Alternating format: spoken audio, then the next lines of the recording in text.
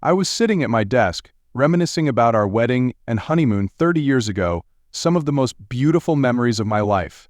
As I reflected on those cherished moments of our Hawaiian honeymoon with Valentina, I was overwhelmed with a profound sense of nostalgia and gratitude. It was an extraordinary, truly magical time that would forever hold a special place in my heart. Right from the start, it felt like we had stepped into an enchanting realm, one that swept away all earthly worries, leaving behind a serenity that words could never describe. As we walked hand in hand along the pristine beaches of Waikiki, the gentle waves lapping at our feet, we were captivated by the absolute beauty of our surroundings. The intoxicating scent of plumeria wafted through the air, serving as a constant reminder of the romance and tranquility that enveloped us. But it wasn't just the captivating scenery that made our honeymoon unforgettable. It was the experiences we shared that etched themselves into our very souls. Exploring lush rainforests and stumbling upon hidden waterfalls was a revelation of Mother Nature's grandeur. Standing side by side, we marveled at the raw power and magnificence that surrounded us. Our villa in Maui, perched atop a cliff, bestowed upon us panoramic views that seemed to stretch into eternity. Every sunset was a masterpiece, painting the sky with vibrant hues, and in those precious moments as we held each other close, our hearts swelled with a sense of love and commitment to one another. And the nights. Oh, the nights were a symphony of romance, beginning with candlelit dinners on the beach under a star-studded sky, as we savored the exquisite flavors of fresh seafood and island delicacies. Yet, it was Valentina's soft gaze that truly made those evenings magical. Hawaii wasn't just a destination, it became the embodiment of our love story, a chapter filled with cherished memories and shared dreams that belonged to just the two of us. As I reminisce about our honeymoon, I am once again humbled by the beauty and depth of our relationship at that time. Hawaii served as a catalyst for our love, nurturing our bond and gifting us with unparalleled moments of joy and serenity. With sincere gratitude, I treasure the precious memories we created together in this romantic paradise. Now, 30 years later, lost in thought, my secretary entered my office, and seeing me staring out the window for a while, asked, "Henry, what or who should we thank for your good mood lately? Did you win the lottery or something? Do you want to share?" At that moment, I realized that I had been smiling and had actually been in a good mood for the past 2 weeks. I explained that my wife had become more attentive and loving lately, and for the first time in years I felt cherished and loved. I ended by saying that I felt like I was on a second honeymoon, and that for the first time in years I looked forward to being with her all the time and couldn't get her out of my head. In these last 2 weeks, I found myself calling Valentina multiple times a day just to hear her voice, to tell her how much I loved and missed her. I acted like a lovesick teenager, but I didn't care. I was happy again, and didn't want it to stop. Valentina and I had a strong marriage, but a 30-year relationship can become less exciting and ordinary.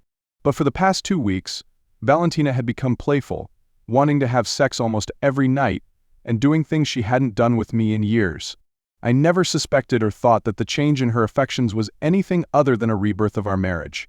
I had planned to surprise her with a romantic evening and leave work early.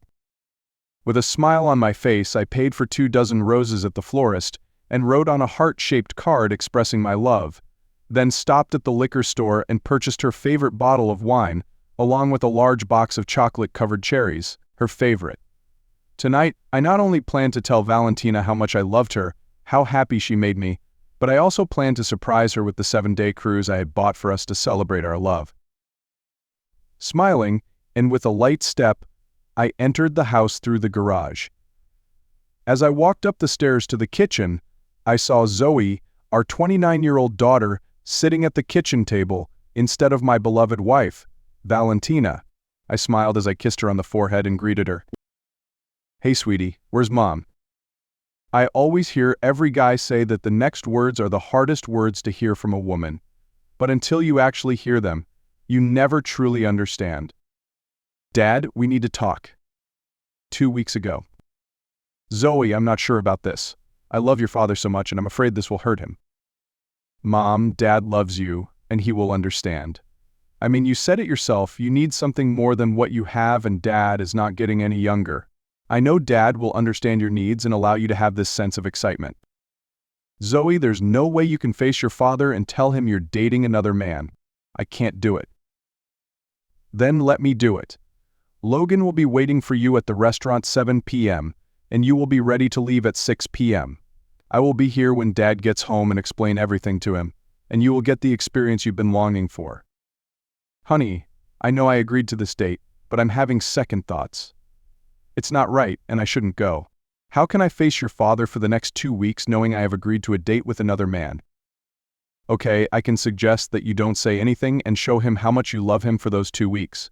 Let him know he has nothing to worry about, and when I explain everything, he will understand that what you are doing is not about love, but just some new friendships and a bit of fun sex. Approach him and stir up his world, and when I explain the situation that night, he will welcome you back with open arms. Believe me, Dad loves you and will do anything for you. He's always given you what you wanted, and that's how he shows his love for you, Mom. I guess so, and maybe you're right. I mean, it's just one date, and it's not like I'm leaving your father for another man. A fun night out after 30 years shouldn't be a problem. I will show your father how wonderful he is, and how much I love him every night until my date, and then I will try to make him the happiest man in the world when I get back to him. Mom, make him feel loved and cherished. He's a great guy and he will give you this experience. Now, I have to go and get home to make dinner for Blake. Thanks, honey, and tell Blake I said hello. When are you two going to give us grandchildren? We've discussed it soon and plan to start trying in a few months, Zoe said before leaving for home. Valentina sat alone in the art studio I built for her in the backyard before her recent project. She had been struggling lately with her creativity as thoughts of being with another man weighed heavily on her mind.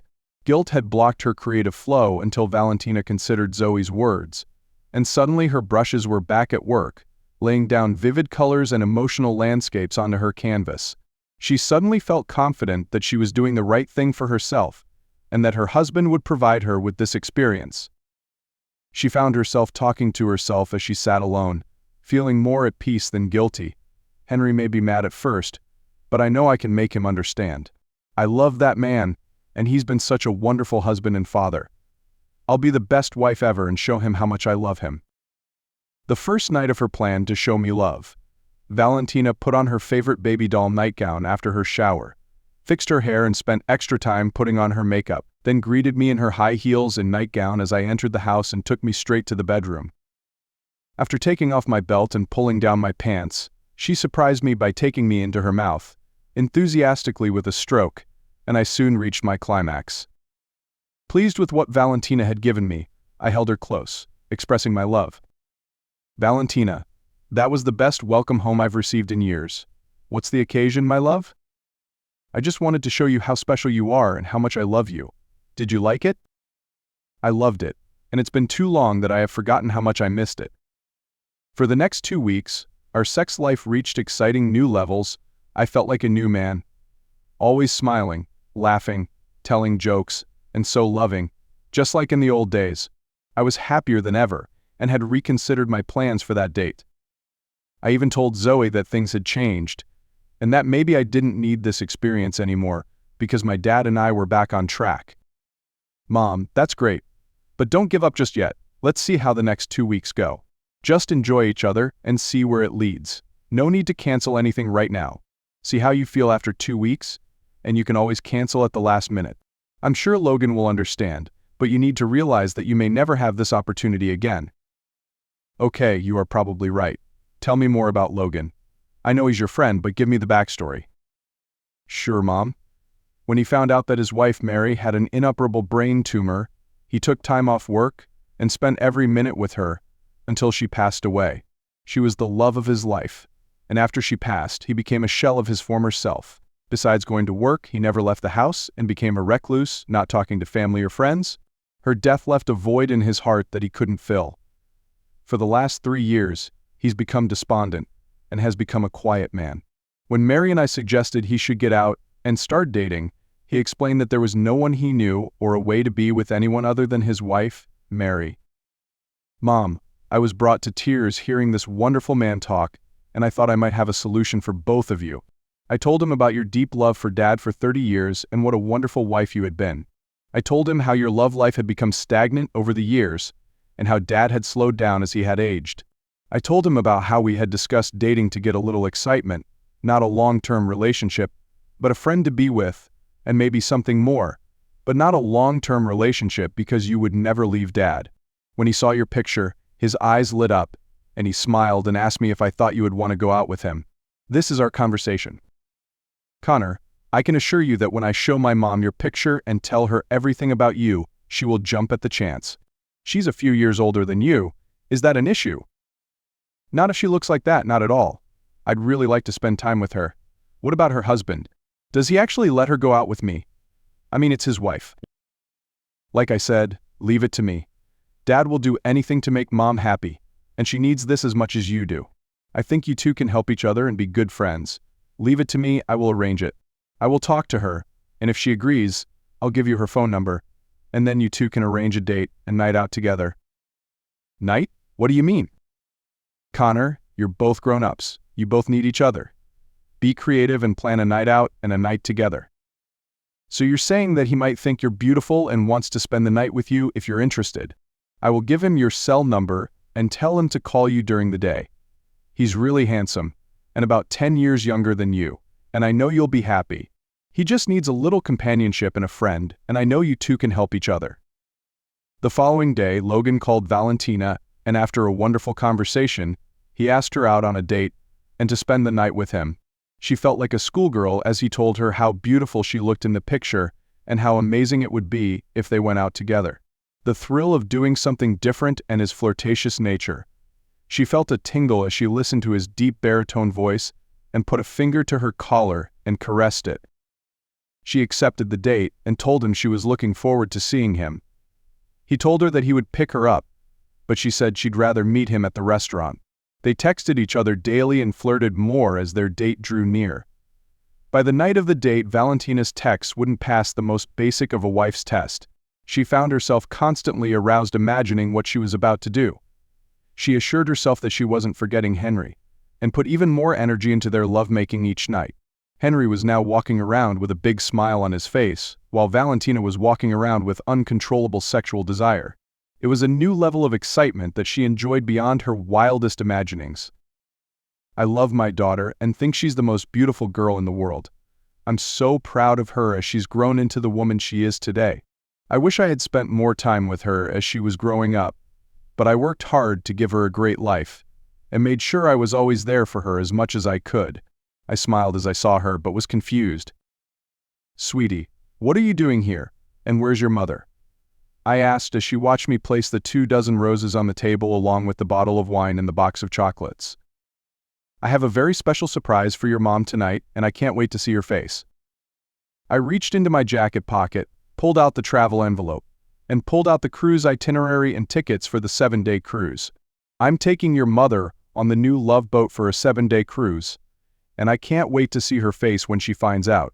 I don't say anything when she comes home. I want to surprise her. Dad.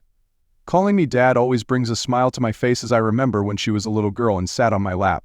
But I knew something was wrong. There were tears in her eyes, and she was choking back words, apprehensive of what I was about to hear.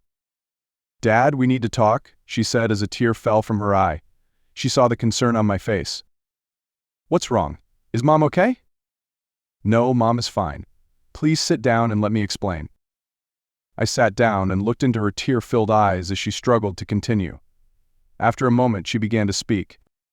Dad, you know how much Mom loves you, and she's told me about all the wonderful things that have been happening between you two lately. Yes, and I love her too, and that's why I want to let her know how I feel. Now, seeing her tears, I knew whatever she was about to tell me wouldn't go as planned. I'm so sorry, Dad, but Mom went on a date. I sat there silently listening to those words, but didn't understand their meaning. Her tears were flowing as my brain connected the events, bringing with it a bit of anger. Zoe, what are you saying? Where's your mother? I asked loudly, which made her fearfully back away from me. Mom really loves you, and you might misunderstand, but she went on a date with another man, and won't be home until tomorrow. She couldn't tell you herself, and I volunteered to tell you because she couldn't bear to hurt you. It was just one night, and she'll be back tomorrow. Is this a joke? You can't be serious. Your mother would never do anything to betray me like that. She loves me dearly, and we are so close. I don't believe it. Dad, she loves you and just needed to do this one thing. After 30 years of marriage, she wasn't feeling good about herself, and she needed something more in her life, just once. Nothing is going to change between you two, except that she will love you even more for letting her have this.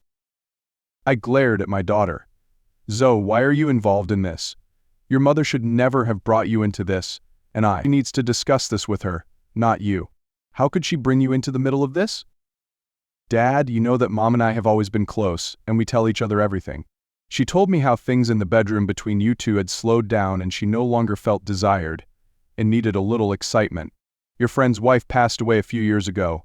He's been so down and also needed some companionship, and I introduced them to each other. I hastily stood up, overturning the chair behind me. What in the hell? Are you kidding me?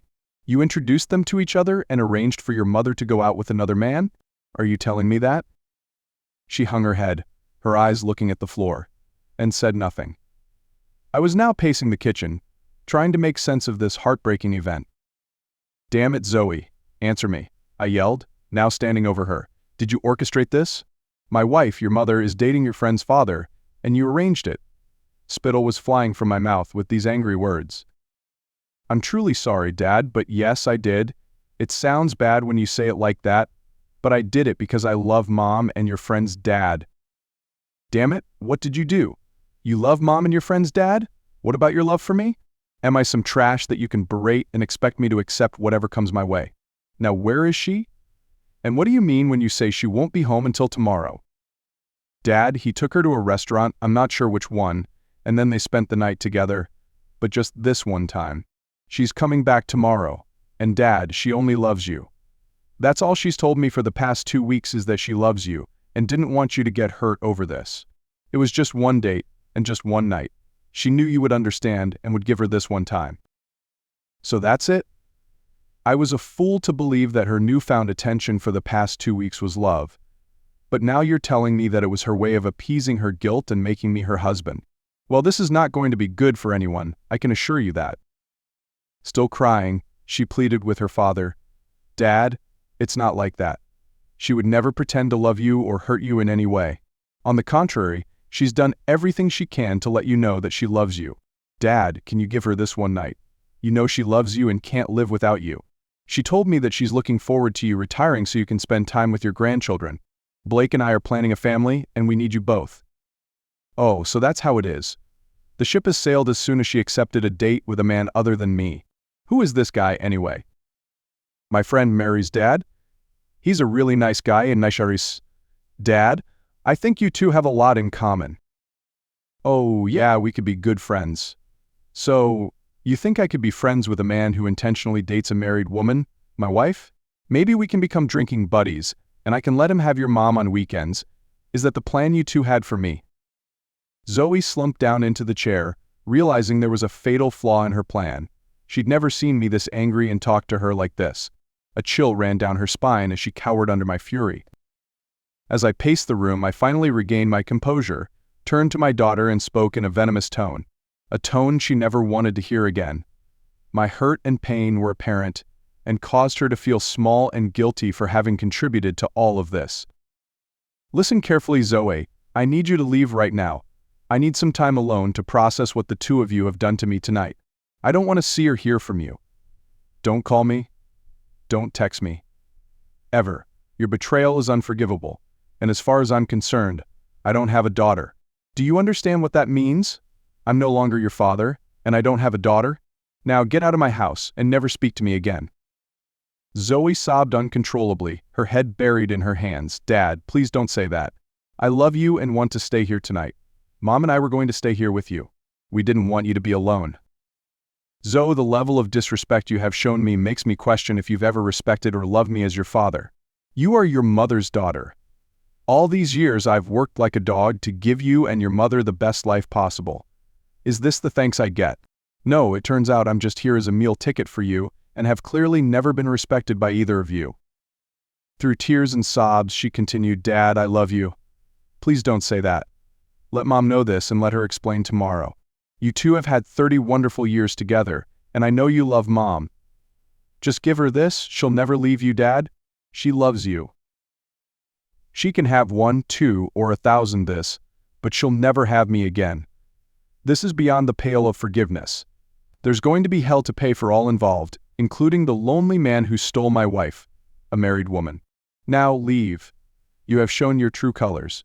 You still have your mother. Nothing changes for you. You two were born to be together. As I said, Zoe, in my heart, you are no longer my daughter. Now please leave me alone."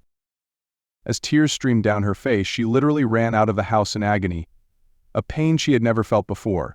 She never thought her father would react like this. Did he really disown her? For the first time, she realized that she might have crossed a line when she helped her mom with this idea. She knew he loved them both, and could clearly see his anger, no rage, and prayed that he would forgive them. The moment Zoe left, I grabbed Valentina's cell phone and it went straight to voicemail. I left her multiple messages begging her to call me and come home. Then, after several drinks and no return calls, I left multiple messages with the same content. No response. By 2 a.m. I realized she wasn't coming home and had no intention of calling me back. I was tired of wallowing in self-pity and just stared at the TV playing more bad news. My world had gone to hell in a handbasket in the blink of an eye. I thought about our 30 years together, the happy times, the day our daughter was born, all the parties and graduations, Zoe's wedding, and the closeness we had all shared, now forever gone. Before her betrayal, Valentina and I were still having sex 2 to 3 times a week. Yes, it had become routine, and not as exciting as it had been 30 years before, but there was never any complaint. And the fact was that we always cuddled and held each other after sex, falling asleep in each other's arms. There wasn't a day or a phone call that we didn't leave each other by saying, "I love you," and we rarely argued. Looking out the window, I found myself staring at the art studio I had built for Valentina to support her passion. For the past 20 years, she spent most of her time creating beautiful paintings and sculptures in that room, winning several awards for her artwork, which were displayed in the room I built to showcase all of her awards and paintings. It had become a shrine to my wife's work and her sanctuary. I had always felt that next to her daughter, that damned studio was the most important thing in her world. I was, at best, a distant third on her list of importance. But I loved her, and I was okay with that as long as she was happy. The conversation with Zoe had hit me hard. The revelation that she needed to date another man had hit me completely by surprise, and without a moment's warning. Clearly, all those long years of working hard to provide for the family made me too busy to notice that she was unhappy with me or our marriage. Doing this to us without talking to me, and instead sharing this with Zoe, was an insult and added to my anger. I pondered about my life, home, and future. I inherited the house and property from my grandfather, and it was in my name before we were married. There was no mortgage on the property, which gave me something to think about. In a drunken stupor, with my anger boiling over, I began to think of ways to hurt Valentina the way she had hurt me tonight. As I continued to stare out the window of her office, the devil on my shoulder was whispering in my ear. Maybe it was the alcohol, maybe it was the pain from the betrayal, or the humiliation in front of my daughter that I was feeling, but I suddenly felt energized. With that newfound energy, I jumped out of my chair and replaced my sadness with action. I had walked over a dozen times to our bedroom and gathered all of her belongings and carried them to the studio.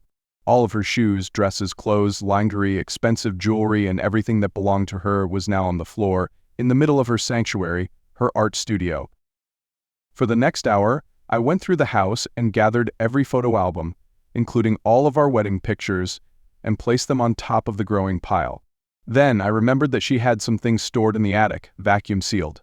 I found her wedding gown, baby clothes, and other valuables and dragged them to the growing pile, now about 4 feet high. It's amazing how much stuff one person can accumulate over the years. Next, I took all of her paintings off the walls and put them on the pile. The sculptures, all of her sketchbooks, and everything she loved was now part of the ever-growing pile. It was now 5 a.m. and I was still energized. I told myself that I wouldn't do anything until 6 a.m. to give her time to come home or answer my phone and texts. If I didn't get a response, or she wasn't home, I was going to finish what I started. I went around the house one more time, making sure I got everything she owned and cared for in the studio. At 5:30, I got the 5-gallon can of gasoline from the garage and went out to the studio, getting ready for my 6 a.m. deadline. In the interim, I had gone online and canceled our joint credit card and transferred the money in our joint account, pulling the cash from the safe and packing a couple of suitcases. I then put them into my truck, as I was going to be away from home for a while until the lawyers worked things out. I waited another 5 minutes for her to come back, and at 6:05, I gave up my last hope and poured the gasoline over the pile and along the walls of the studio. With a sigh, and after a few seconds of hesitation, I made my decision and dropped a lit match on the floor, instantly igniting her prized possessions. The flames spread quickly, and before I left the driveway, the fire was visible from down the street. The fire quickly consumed her world and everything she loved. As I drove down the highway, a sudden realization hit me, amplified by the horrific situation I was in. A deep sadness washed over me, and tears began streaming down my face. At that moment, it was clear that my once beautiful marriage had suffered the same fate as the studio it had been burned to the ground. What I hadn't expected was for the fire to spread from the studio to the back porch, which caught fire from the studio. Fortunately, the fire department working on the studio put out the fire on the porch and saved the house. The house suffered significant smoke damage and was uninhabitable until repairs were made. While all of this was going on, I checked into a Motel 6 off the highway about 90 miles from the smoldering pile of ashes that was once my marriage, and paid in cash. I didn't want to be found until I could think straight, and using my credit card would make it easier to find me if the police were looking for me. I hadn't slept and was running on adrenaline until I got to my room. I turned off my phone and collapsed on the bed, falling into a deep sleep, not waking up until the next afternoon. My phone began to light up as I turned it on. I had dozens of missed calls and text messages from Zoe, Valentina, and the sheriff. Valentina stepped out of the Uber, her heart pounding with a mix of anxiety and excitement. As she entered the restaurant, her eyes immediately locked onto Logan, who was waiting for her at the hostess stand. He was stunningly handsome, his tailored suit accentuating his youthful confidence and sharp features. When he saw her, his smile widened, his gaze lingering appreciatively on her. The little black dress she had chosen hugged her curves, highlighting her figure. She had paired it with sheer black tights and matching stilettos, the entire outfit carefully chosen to make an impression. His eyes were drawn to the hint of cleavage revealed by the neckline, a glimpse even more alluring as the lace of her black bra peeked through. Valentina had spent hours earlier that day at the salon, ensuring her hair and makeup were flawless. Tonight had to be a memorable night, exciting, perfect for both of them. Judging by the subtle adjustment Logan made to his pants, her efforts hadn't gone unnoticed. She felt a surge of confidence, and as he stepped closer to greet her with a gentle kiss, a shiver of anticipation ran down her spine. The evening began at the bar, where they chose high-top seats. Valentina noticed Logan glancing at her nylon-clad legs as she shifted, his gaze lingering until the sheer fabric disappeared beneath her skirt. Their eyes met, and they both smiled knowingly. Logan ordered drinks while Valentina discreetly turned off her phone, ensuring nothing would interrupt their upcoming night. She knew this was a one-time experience, something she would cherish forever, and she intended to savor every moment. The chemistry between them was undeniable. Their conversation flowed effortlessly as if they had known each other for years. Valentina leaned into him, her hand playfully trailing along his arm, something she rarely did with anyone, even Henry. Tonight, however, was different. She decided to embrace this side of herself, let go, and fully immerse herself in the experience. After their second drinks, the charming hostess appeared to inform them that their table was ready and escorted them to their seats. The dinner was exquisite, both in taste and ambience, but what truly captivated Valentina was the time spent with Logan. Their rapport was natural, and their laughter filled the space between bites and sips of wine. As Logan leaned in, asking if she would like to spend the night with him, Valentina responded without words. She slipped one of her stilettos off beneath the table and placed her foot on the bulge in his pants. Her nylon-clad toes teased him, pressing against the fabric, as his arousal became unmistakable. Logan's smile widened as he glanced down at her red-painted toes peeking out from the sheer nylon, now deliberately caressing him. "I think it's time we went," he said, his voice low and full of anticipation. He took her hand, leading her out of the restaurant and to the hotel he had booked. In the elevator, Valentina's thoughts briefly drifted to Henry, and a pang of guilt flickered through her mind. Logan seemed to sense her hesitation and pulled her closer, enclosing her in his strong embrace. As their eyes met, he kissed her with a passionate kiss that erased all doubt, leaving her focused only on him. Inside the room, Logan wasted no time. He unfastened Valentina's dress, letting it fall to the floor in a graceful, deliberate motion. As he undressed, his sculpted physique was revealed, and Valentina's breath caught in her throat. He turned her around, whispering that she looked incredible, before unhooking her bra and leading her to the bed. Logan took his time worshiping her body. His lips and tongue explored her breasts, focusing on her nipples until her body responded instinctively. The warmth of his mouth sent shivers through her, and she felt herself growing wetter with each passing moment. He lifted her effortlessly as if she weighed nothing, her legs winding around his waist. As their lips met in a passionate kiss, he slowly lowered her onto him, filling her completely. Valentina gasped as a wave of intense pleasure ripped through her, a sudden and powerful surge of sensation that made her tremble in his arms. It wasn't anything like anything she had experienced with Henry, and for a fleeting moment, she found herself comparing the two. But the thought of her husband quickly vanished as Logan's movements demanded her full attention. Even as Logan lowered her onto the bed, his body remained connected to hers. He was relentless, his strength and stamina bringing her to her peak again and again. His kisses were intoxicating, and Valentina couldn't help but think she needed to teach Henry how to kiss like this before scolding herself for making the comparison. That night they made love 5 times, each encounter as passionate and intense as the one before. By morning, Valentina lay in Logan's arms as sunlight streamed through the curtains. Logan ran his fingers through her hair and kissed her gently.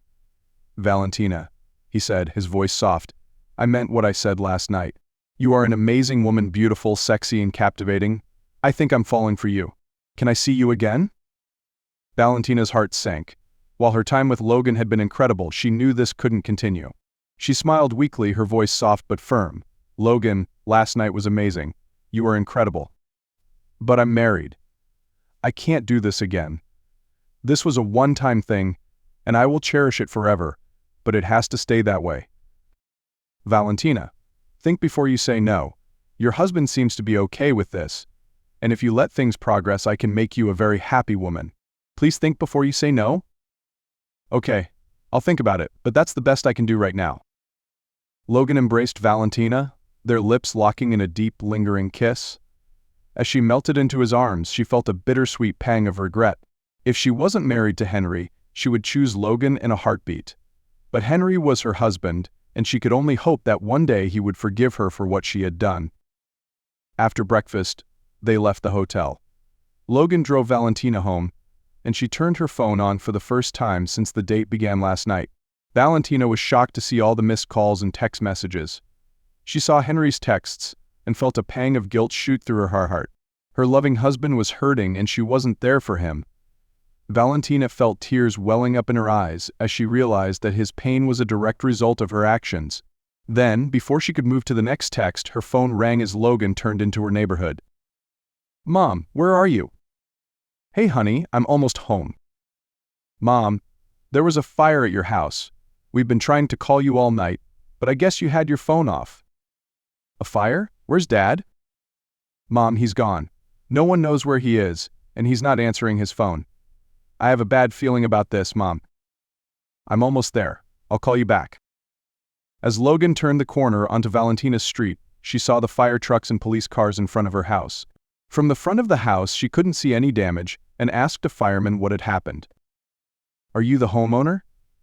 the man asked as all the neighbors were looking at Valentina as she stood next to her date. "Yes, I'm Valentina Turner." "Yes, Mrs. Turner. We saved the house and there's only damage to the back porch, but I'm afraid you won't be able to stay here until you can have someone come in and clean up the smoke damage inside your house. The main damage was to the small house in the back of your house. I'm afraid it's a total loss." Valentina felt her legs go weak as Logan caught her and helped her to sit down on the curb. "My studio? It's gone?" "I'm sorry, Mrs. Turner, there's nothing left but smoldering ashes. We are investigating the cause of the fire, but for now, the investigating officer has some questions for you." Valentina quickly stood up and ran toward the back of the property before Sergeant Wilson could ask her any questions. He caught up with her as she stood before the remains of her most prized possession. Valentina instantly realized that Henry must have done this in retaliation for her actions. "Mrs. Turner, do you know what happened here?" Sergeant Wilson asked. "No, I was out of town last night, so I have no idea." "You're her husband, aren't you?" he turned and asked Logan. "No, just a friend of hers." Valentina felt her face flush with shame as the sergeant looked at her knowingly and asked where her husband was. Valentina told him she didn't know, When he asked where Valentina had been the night before, she reluctantly admitted to being with Logan at the Hilton downtown. The look Valentina received from the sergeant and his assistant made her realize how serious her situation was. Valentina had just admitted to spending the night with another man besides her husband, who was now missing. The detective now had many questions. "Mrs. Turner, have you and your husband been having marital problems? Do you know where he was last night?" "No, we are happily married," and I realized how ridiculous that statement sounded after admitting I spent the night with another man. "Do you know where he might be?" "No, he's not answering his phone." "We'd like to speak with him, so when you do talk to him, please give him my number," he said, handing me his business card. Valentina trembled with anger and fear. Anger for the loss of her sanctuary and all her years of creative work. It was all gone forever. Fear at the thought that Henry could be so angry to do this and what this meant for her marriage.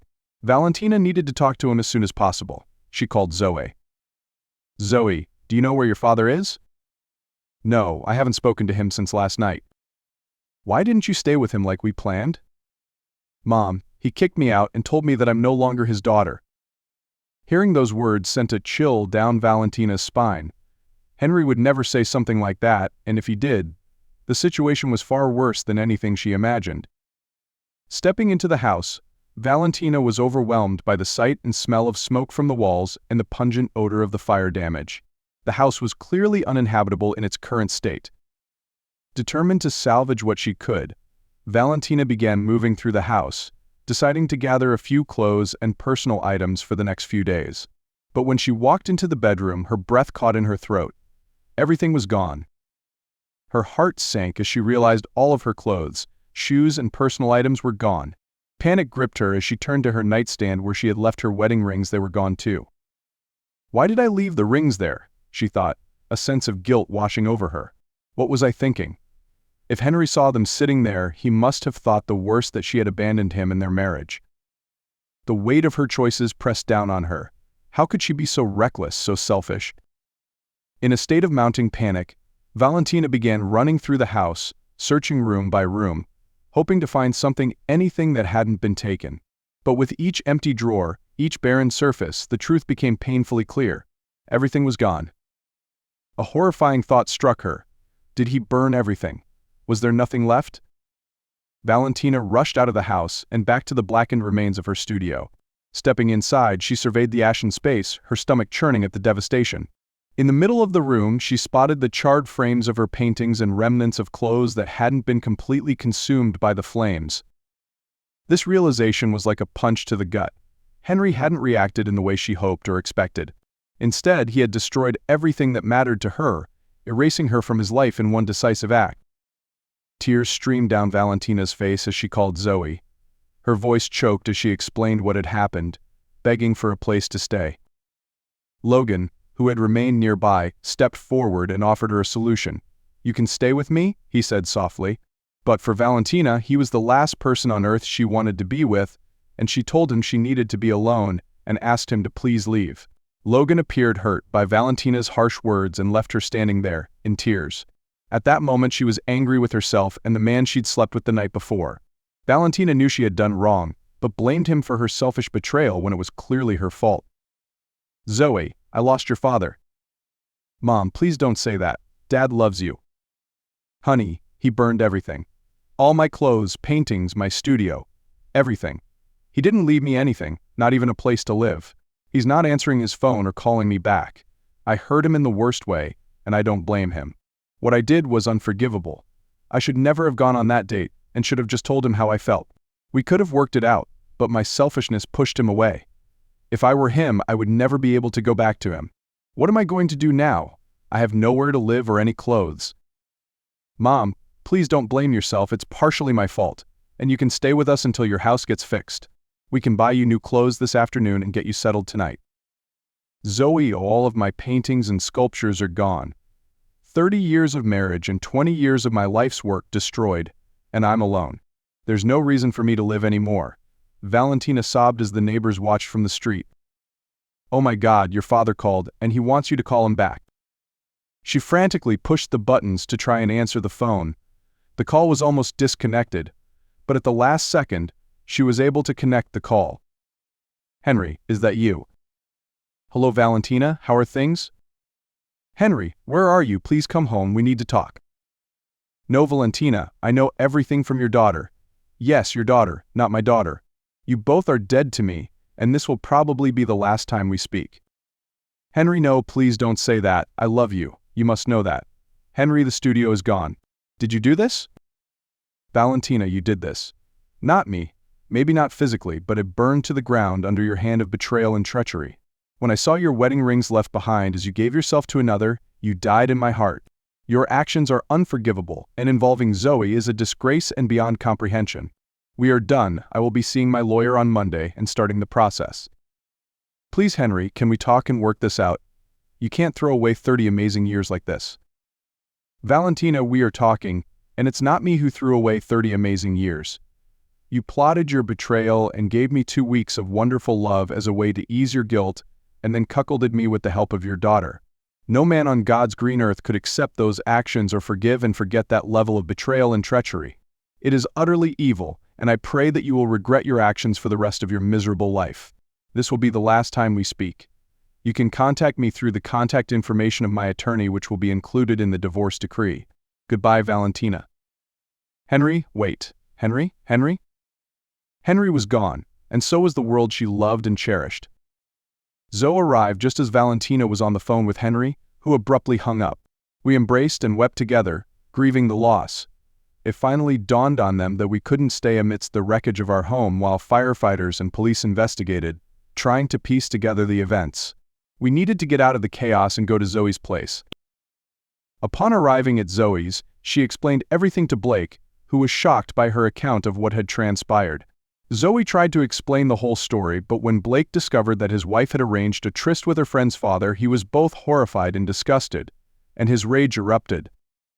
Zoe, you orchestrated a date for your mother with another man, and on top of it all, you knew your father would be alone? You must have known he wouldn't accept this. What kind of man allows his wife to date another man? Is that what you would do when we grow up? Are you prepared to cheat on your future wife, just like your mother did to your father? He's a wonderful man, and you and your mother are his entire world. What have you done, Zoe? I'll tell you what you've done. You've shattered a good man and driven him to do unimaginable things. I can't begin to tell you how disappointed I am in you, Zoe. I will contact him and apologize for your foolishness. When this blows over, you and I will have a long conversation about our future. Having children with you is officially on hold until I have a better understanding of your values. Let me make it clear, I don't condone, and I will never accept this kind of betrayal. She was stunned by his fury and bewildered that he couldn't understand her mother's predicament. It was just a date, after 30 years, for heaven's sake. What was the big deal?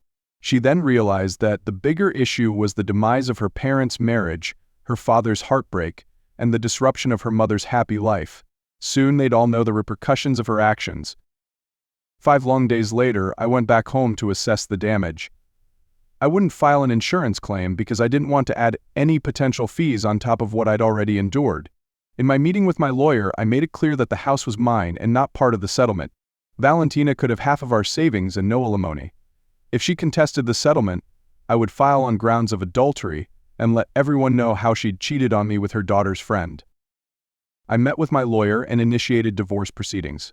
I then requested a referral to a criminal defense attorney regarding arson, but after meeting with them, I understood that because I owned the property, it was highly unlikely that there would be any criminal charges unless I filed an insurance claim, which I wouldn't do. In the worst-case scenario, there might be a fine from the fire department, but no criminal charges would be brought to court unless there was a fraudulent claim. One of our neighbors, a classmate of Zoe's, called Zoe when she saw me arrive home and enter the house. Zoe quickly drove her to see me. I was surveying the damage and estimating the work needed to make the house habitable again when I heard the front door open. "Dad, where are you?" I heard Zoe call out as she entered the house. I didn't reply and continued to assess the damage.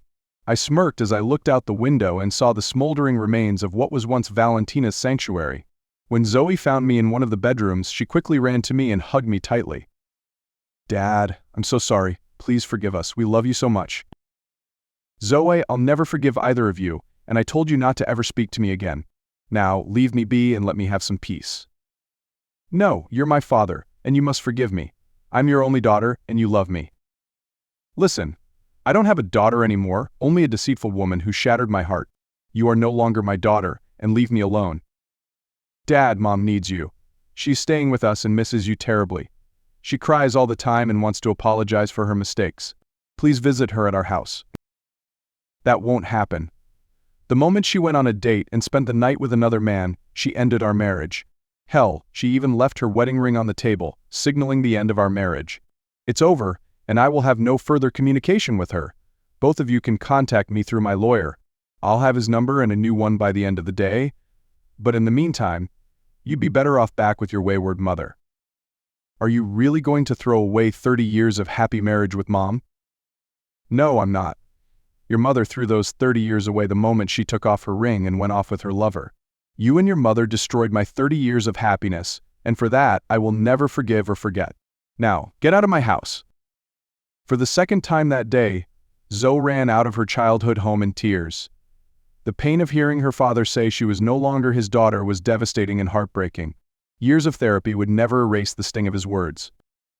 Valentina was served with divorce papers the next day and was devastated when she realized her marriage was over due to her selfish act of infidelity. She fought it, tried counseling, tried talking to Henry, but to no avail. He would have no more communication with her or Zoe. Blake reached out to Henry and expressed his anger and disappointment with what the girls had done. He told Henry that he was re-evaluating his marriage because of Zoe's disloyalty and her role in what she had done to Henry. Blake would never live with a woman who thought that way, and was now undergoing couples therapy to see if they could salvage their own marriage. Valentina wanted to move back into the house after Henry had it restored, but the divorce agreement made it clear that the house was Henry's, not part of the divorce settlement, and she would need to find her own place. In court, the judge granted her half of their savings and $3,000 per month in alimony for 10 years, which he had no intention of paying. Valentina would have to find a job and support herself, something she hadn't had to do in the previous 30 years of their marriage.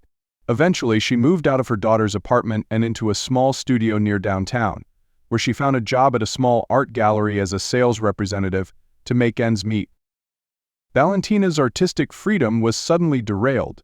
She could no longer devote all her time to the magnificent studio that Henry had built for her. She would no longer be able to sit before her art projects and enjoy the stunning lake view from the large windows her husband had gifted her. She would soon be too busy with work and using her free time to have anything resembling her former life. Her free time had vanished, along with her extravagance and her happy marriage, all because of one night of excitement with another man. She would never find enough tears to wash away all the hurt and pain her one-time experience had created. No, her loving husband Henry would never speak to her again. The news she got from her daughter about him broke her heart and left her despondent.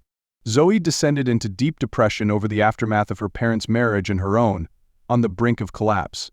She sought therapy to cope with the pain and to salvage her own marriage. Months later, the house was restored.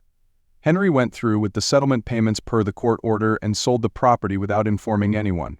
The day after the sale, Valentina visited him, trying to reconcile and beg for forgiveness. When she rang the doorbell, a young couple answered the door. "Hi, can we help you?" the woman asked. "Yes, I'm looking for Henry Turner. Is he home?" "Oh, the nice man who sold us this house?" "No, he said he was leaving the country to start a new life. He was a kind man and very helpful. Are you Valentina, by any chance?" "Yes, I am. He left an envelope and asked us to give it to you if you ever came by." "Thank you. I will read it later. Good luck and enjoy this wonderful home." Valentina sat in her car and wept as she realized that she would never see Henry again, and because of the love she had so carelessly thrown away.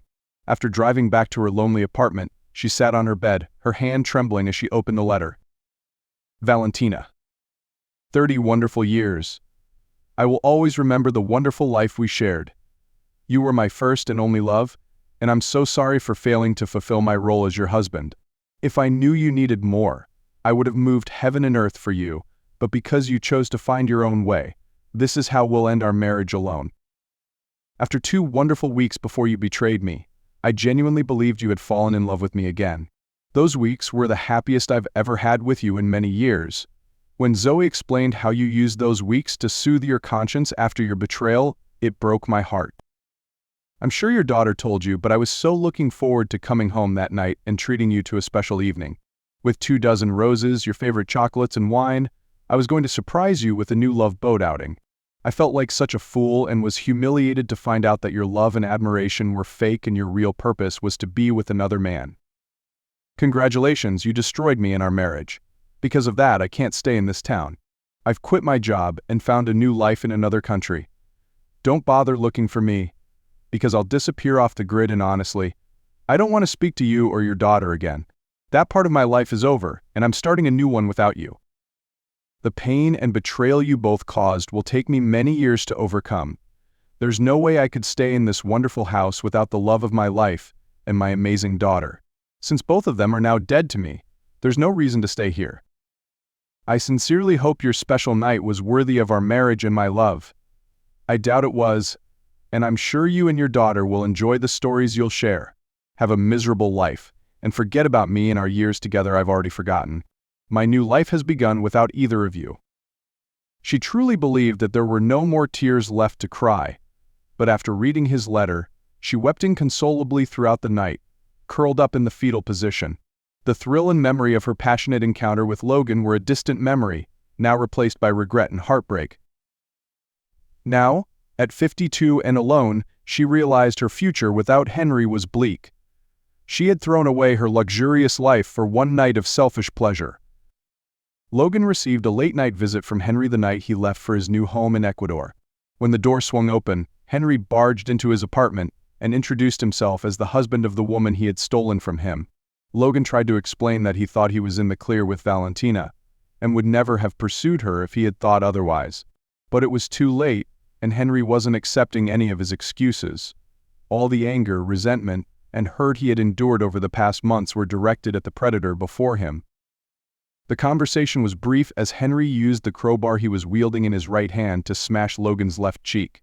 Seeing the 6-inch gash across his face, Henry knew his good looks were no longer one of his assets, and it would be a lasting reminder of his night with Valentina. While Logan lay on the floor, clutching his face, Henry took the opportunity to crush both of his kneecaps before savagely attacking his genitalia with the metal instrument. Logan would need facial reconstructive surgery and knee replacements. There would be no fixing his shattered testicles, which he had ultimately lost. In less than a minute, Logan's life had irrevocably changed. Before Henry walked to the waiting Uber that would take him to the airport and his flight out of the country, he looked down at the grimacing man and said, "A word of advice, punk, messing with a married woman is not good for your health."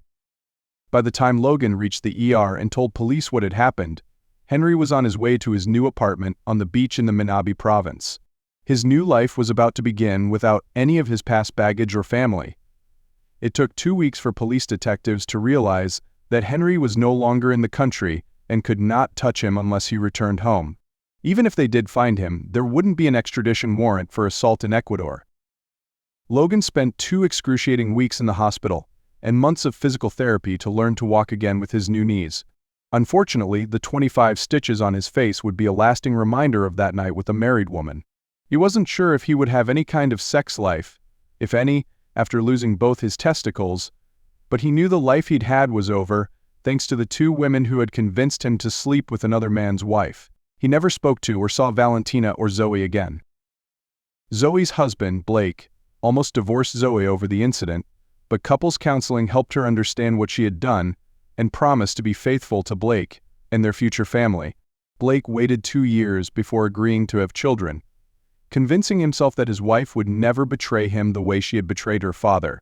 True to her promise and remorse, Henry never spoke to Zoe again. With her actions, she had alienated her father and his love forever.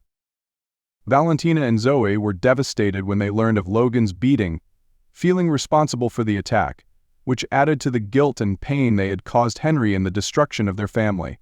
It was another reminder that their actions had had far-reaching consequences they had never anticipated. Both realized that their delusional thinking, that if Henry allowed Valentina this one time, their happy life would continue, was wrong. Nothing could have been further from the truth than the outcome of their foolishness. The loss of their father and husband was a profound sorrow they would carry with them for the rest of their lives. Amidst her depression and age, she never found another man to be with and lived a lonely, sad life. Any plans for a happy retirement with Henry and grandchildren were now a distant memory. Since Henry stopped paying her alimony after he left the country, her savings wouldn't last long, and she would have to continue working to survive. Crying herself to sleep had become a regular occurrence. I now have well over $750,000 American dollars from selling the house and what I'd saved over the past 30 years after buying my new condo. With that money in Ecuador, my next 30 years will be spent in comfort and peace. There are many beautiful young women here who appreciate a generous American, and I enjoy being with all of them. 6 months after that horrific night, I found myself on the beach in Puerto Lopez, across from my new apartment, sipping a cold beer and realizing that divorce is okay. Breakups are okay. Being alone is okay. What's not okay is staying in a place where you are not valued or appreciated. That will never happen again.